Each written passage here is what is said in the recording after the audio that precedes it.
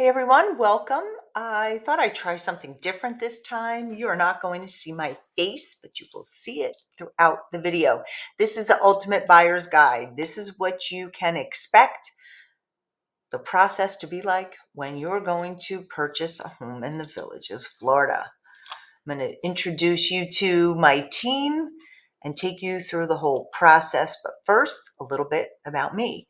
I moved here to Florida in 2019, and you cannot believe the amount of construction that has gone on since I moved here. I absolutely love this community, and I'm going into my 6th year of selling real estate, and we're going to talk a little bit about my accomplishments so you understand about me, and hopefully you select me or my team as your buyer's agent. Okay, so next, we all have caricatures except for my transaction coordinator, Christine, but there I am, Robyn Cavallaro. I am in the left-hand corner with the pickleball paddle and keys. Then over to the right is Katie Brown. Katie's moved here a little over 2 years ago, came from Texas. She sold real estate for 10 years out there, and she lives here on South 44 near me. Tina Verderosa is in the north, and she's been here about as long as I have. She's a new addition to our team. And Christine Carasculo, she is the person that takes over all the paperwork once we go under contract and contacts you and keeps the transaction moving smoothly. So you might hear from any one of us when it comes to getting through a buyer's transaction. So here's your roadmap, and this is what you can expect and the process and how to begin. So first and foremost, you're going to want to find a realtor that resonates with you. It might not be me, but make sure that you interview them and you feel comfortable that they're going to guide you in the right direction. Make sure that you have the appropriate amount of experience that you're looking for and that it's a good fit, because you're entrusting a big decision and making it with them. So make sure you're comfortable with that person. If you are going to finance this transaction, you must get a pre-approval before we can make any offers. It's really helpful to you to have the pre-approval so you know how much you can actually purchase. And sometimes I found that buyers underestimate what they can purchase, and they get that pre-approval pleasantly surprised. Now, there are many times where they say, okay, I want to spend $350 and find out they qualify for $400 and $450. And when they start to look, those are the homes they're interested in. So if you think you want to spend $4 and you're financing, get qualified for $450 because you might need it. If it's a cash transaction, we just need a snapshot from an account where the money is coming from. And those we share with the listing agents. Typically, it does not get into the seller's hands. Now, I can't speak for every other realtor, but I don't share that information. I just let my sellers know I do have the appropriate pre-approval or copy of funds for cash transaction. Then we begin the search. Now, you can search on my website at robyncavallaro.com. All of the MLS homes are there. Zillow, Redfin, Realtor.com, all feed from the MLS, and that's what I have on my website. I know I have people tell me, oh, I'm looking here, I'm looking there. Well, you really don't need to look in 12 places because we all have the same homes, because it all comes from the multiple list system. Now, if you're looking for new, you have to look on Property of the Villages website, and also they have their own inventory of pre-owned homes. So you need both of us to find a pre-owned home, but you can begin your search. You can set parameters for price, size. I would keep your parameters broad because you want to make sure you see the most homes possible. The MLS, we don't really search courtyard villa, LVP flooring. Those are things you have to look at in the interior of the home when you begin your search, because our system is not set up Property of the Village's site is proprietary software. MLS is set up for the whole country. So looking for specific floor plan will not work in the MLS. And I can't stress this enough to keep your options open, because you might be surprised when you're actually going to really seriously look and purchase that you might buy something that you weren't considering in the past. So keep that open. Then we're going to find the house, discuss pricing. We're going to make that offer. I do have a next steps checklist once we go under contract for you to follow along with, but we're going to make the offer. We're going to negotiate it. We're getting under contract. Then you're going to put your escrow deposit in. We're going to go to an inspection. I have a list of vendors for appropriate or inspectors that work here who I've worked with. But you're going to want to make sure you get a whole home, 4-point with wind mitigation and wood destroying organism inspection. 4-point and wind mit are what you submit to the insurance company. I would never recommend you purchase a home without an inspection. If you're financing, then we go to the appraisal and survey process while they're underwriting it. Most people, if they're purchasing cash, don't get a appraisal, but that's up to you. And then we go to closing. Everything's done with a title company. When you go to make your escrow deposit, you can wire the funds or write a personal check. But when it comes to the final payment, your lender will wire transfer the funds, and then you would have to wire transfer anything else that's due. You can't write a check for your final. And then you move in. We're going to deep dive into this process now.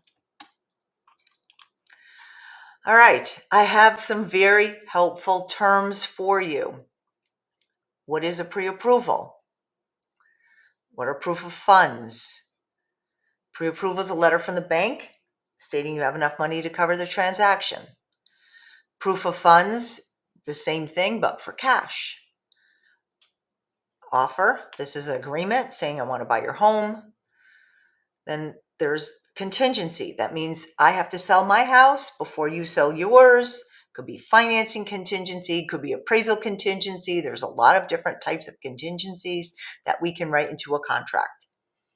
Title search is where they confirm the property is free and clear of any liens, encumbrances, and they can pass it on to you free and clear. Closing costs are the amount paid in addition to the price of the sale. Could be your prepaids, taxes, bond. If you're financing, insurance, all those things go into your closing costs. Home inspections, let's check out that house and make sure it's not really falling apart.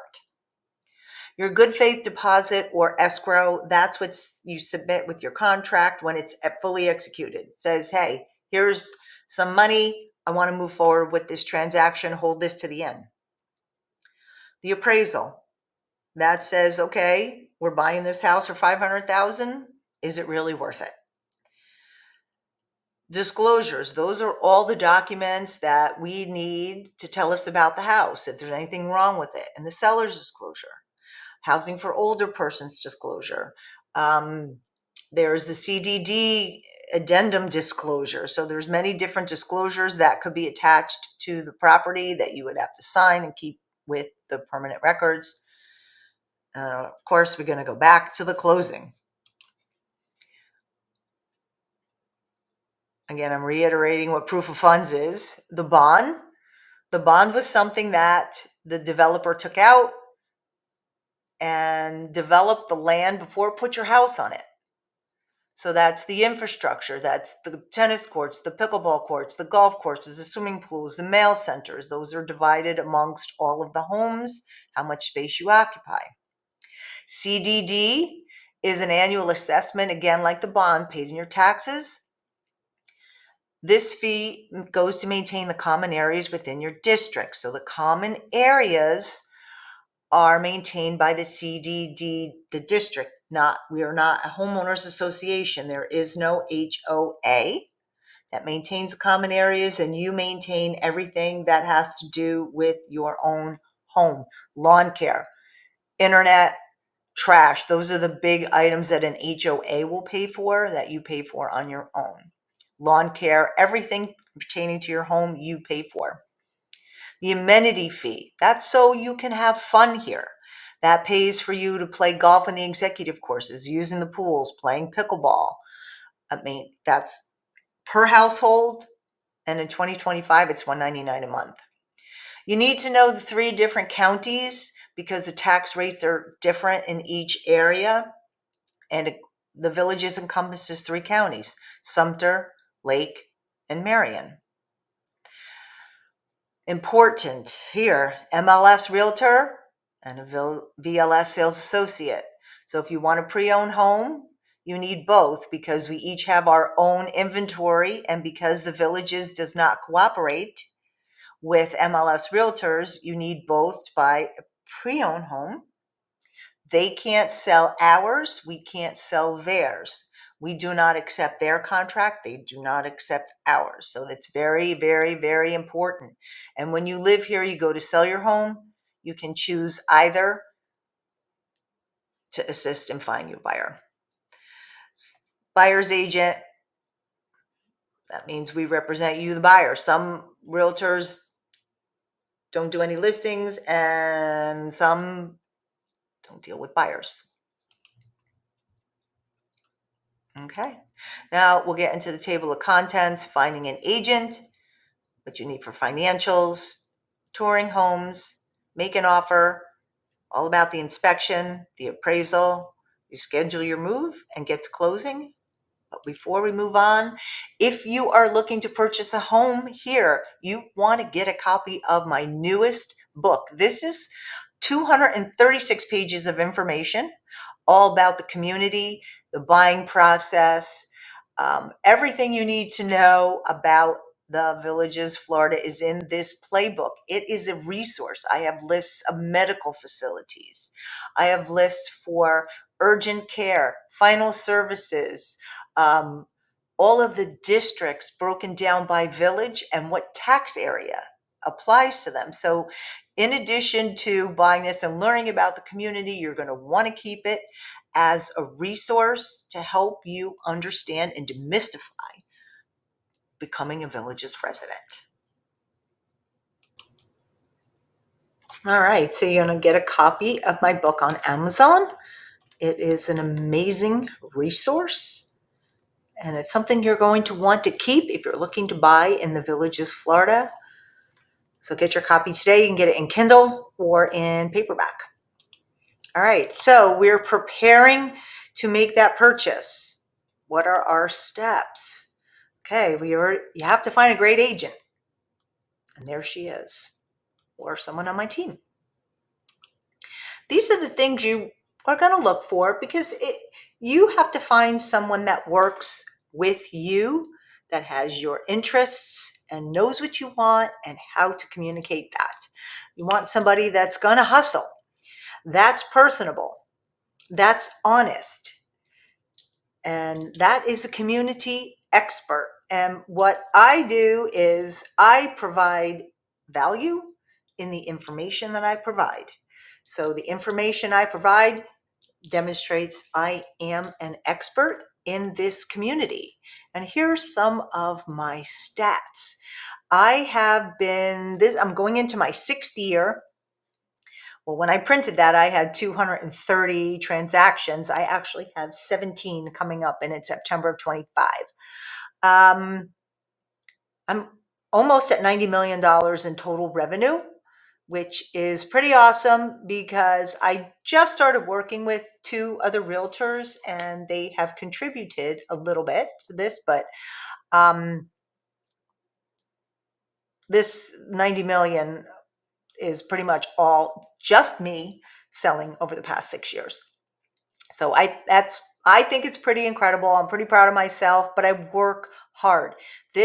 Selling real estate is not a hard job, but you have to work hard at it to make way for yourself. And I really do contribute YouTube to that. And this leads me into the next subject. Now, I know this is geared towards buyers, but eventually you may be a seller. But where are you searching even as a buyer? You're probably looking on the internet. I believe print is dead. Postcards,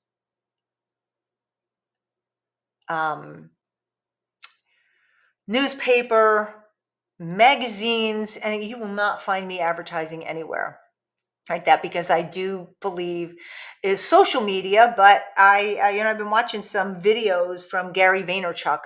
You probably don't know who he is, but he's a motivational speaker as well as owns a marketing company and is a marketing strategist. But he calls social media now interest media, because years ago you needed friends and connections to get information, because you were getting the information from your friends and your connections. But now social media shows you information you are interested in. He's calling it information media or interest media. So it doesn't matter if I have 500 friends, I might not be seeing what they're seeing. I am seeing on Facebook, on Instagram, on Pinterest, on X, on Truth Social, on LinkedIn, on YouTube, all of the online platforms. I'm seeing information from people who are posting information that I find helpful. So you're looking for a home, you want your property, you're going to get your information from the internet. Print is dead, in my opinion. All right. We need to get our financials in order. I would say before you begin a home search, have a little conversation with a lender. I always suggest you find a lender that is or has experience in working at the villages. My experience is when you use a bank, especially a big national bank or a bank that's not working here in the community, they get hung up on an HOA, which we're not. So it could be a little bit of a hiccup and a little bit of a blip, trying to work with them. I'm not saying it's not possible, but I just find it's easier to work with a lender that's worked here in this community. But make sure you have that pre-approval if you're financing, because you have no idea what you qualify for. You may qualify for more than you anticipate, or less than you anticipate, or not at all. So you don't want to waste your time and your realtor's time looking at homes that you don't qualify for, or you find out that you're looking at a lesser home and you could get a bigger home again, or you do not have the proper funding to finish a transaction. In that case, you have to regroup and speak with your lender about how you can clear things up and how you can get pre-qualified. If you're cash, you're cash. You just need a snapshot of your bank account, your investment portfolio, wherever you can get the money from that show you can cover the transaction. You get that information. And that's what we need to present an offer. So now we're going to go out home shopping. But before we home shop, there's another commercial. If you need a place to stay during your visit, Clara's Cottage is my rental. It's located in the village of McClure. It is a 2-bed, 2-bath patio villa, opal floor plan, has the largest kitchen of any patio villa I've been in. And I have a large kitchen. I have a Ruby, but I think this kitchen is a lot larger. This is in the Eastport area, and I rent it out for a minimum of 4 days. You can get it by the week. And also in high season, you can rent it by the month, or I do have it available for weekly rentals. You can go and check my website, which is down at the bottom there, RobynCavallaro.com, and you can book your time there. There's a video tour of the home and everything you need to know about renting my Clara's Cottage, south of 44 in the Eastport area. Okay, so we're going to tour homes. Now, most people, when they come here, they are on what I call a power shopping trip, because they're here for a short period of time and they want to see as many homes as they possibly can. So you want to make sure that you are allocating enough time. Bring water, bring a snack. So I have snacks in my car usually for my buyers, but It is not uncommon for me to take people to see 8 and 10 homes a day, because you're here for a short period of time and you want to make sure you see as much as possible. I do, if you haven't already purchased it, I do provide my home buying journal so you can keep notes for the properties that you're interested in. And you can keep all the MLS or the VLS sheets in there, so you can keep, a good record for yourself.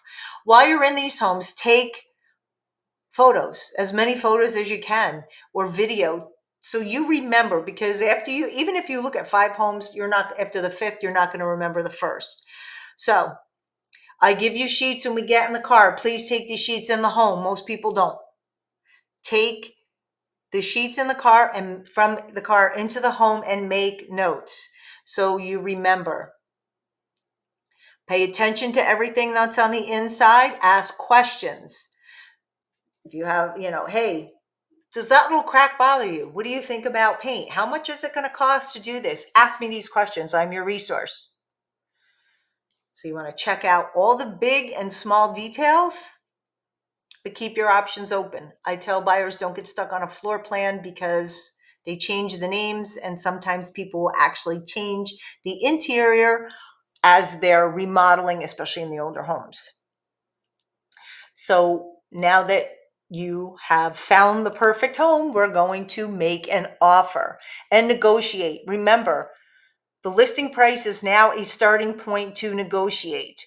Don't be afraid of looking at the price and negotiate and offering a little bit less. Now, I don't mean look at a $300,000 house that's in pretty decent condition and offer $50,000 off of asking price. That's not realistic.